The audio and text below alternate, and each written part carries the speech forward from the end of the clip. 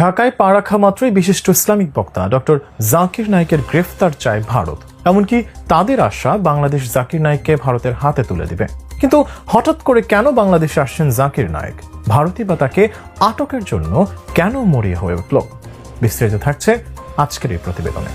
দীর্ঘদিন ধরে বাংলাদেশ একের পর এক আবেদন করলেও শেখ হাসিনাকে ফেরত দিচ্ছে না ভারত, অথচ তারাই কিনা এখন চাচ্ছে বিশিষ্ট ইসলামিক বক্তা ডক্টর জাকির নায়েক যেন বাংলাদেশে এলেই ভারতের হাতে হস্তান্তর করা হয়। আসসালামু আলাইকুম ওয়া রাহমাতুল্লাহ। প্রিয় দর্শক, আরও একটি নতুন নিউজে আপনাদেরকে স্বাগতম। দর্শক, বাংলাদেশে ডক্টর জাকির নায়েক আসছে। দীর্ঘদিন যাবত আমরা এই গুঞ্জন শুনে আসছি, কিন্তু আশ্চর্যের বিষয় হলো বর্তমানে আমরা যেটা শুনতে পাচ্ছি সেটা হলো ভারত সরকার দাবি করতেছে ডক্টর জাকির নায়েক ঢাকায় পা রাখার সাথে সাথে আমরা যেন বাংলাদেশ থেকে তাকে গ্রেফতার করে তাদের হাতে হস্তান্তর করা হয়, তাদের কাছে দেওয়া হয়।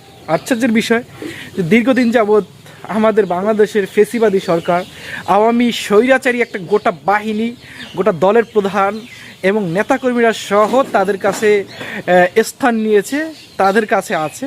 দীর্ঘদিন যাবৎ আমাদের দেশের সরকার আবেদন করতেছে, আমাদের দেশের জনগণ আবেদন করতেছে যে এই স্বৈরাচার সরকারকে যেন আমাদের কাছে হস্তান্তর করা হয়, আমাদের দেশে পাঠিয়ে দেওয়া হয়। সেই কথা কিন্তু ভারত সরকার রাখে না। এখন ভারত সরকার দাবি করতেছে ডক্টর জাকির নায়েককে যেন আমরা তাদের গ্রেফতার করে তাদের কাছে দিয়ে দিই। যাই হোক দর্শক, কথা না বাড়িয়ে আমরা মূল ভিডিওতে চলে যাব। মূল ভিডিওতে চলে যাওয়ার আগে আপনাকে অনুরোধ করব, আমাদের চ্যানেলে নতুন হয়ে থাকলে সাবস্ক্রাইব করে পাশে থাকা বেল আইকনটিতে প্রেস করে রাখুন। দর্শক, নিত্য নতুন এই ধরনের আপডেট পেতে, নতুন নতুন ভিডিও পেতে আমাদের চ্যানেলে, আমাদের ভিডিওতে লাইক দিয়ে আমাদের পাশে থাকুন। চলেন দর্শক, আমরা মূল ভিডিওতে চলে যাই। ঢাকায় পা রাখা মাত্রই বিশিষ্ট ইসলামিক বক্তা ডক্টর জাকির নায়েকের গ্রেফতার চায় ভারত। এমনকি তাদের আশা বাংলাদেশ জাকির নায়েককে ভারতের হাতে তুলে দেবে। কিন্তু হঠাৎ করে কেন বাংলাদেশে আসছেন জাকির নায়েক? ভারতই বা তাকে আটকের জন্য কেন মরিয়া হয়ে উঠল? বিস্তারিত থাকছে আজকের এই প্রতিবেদনে।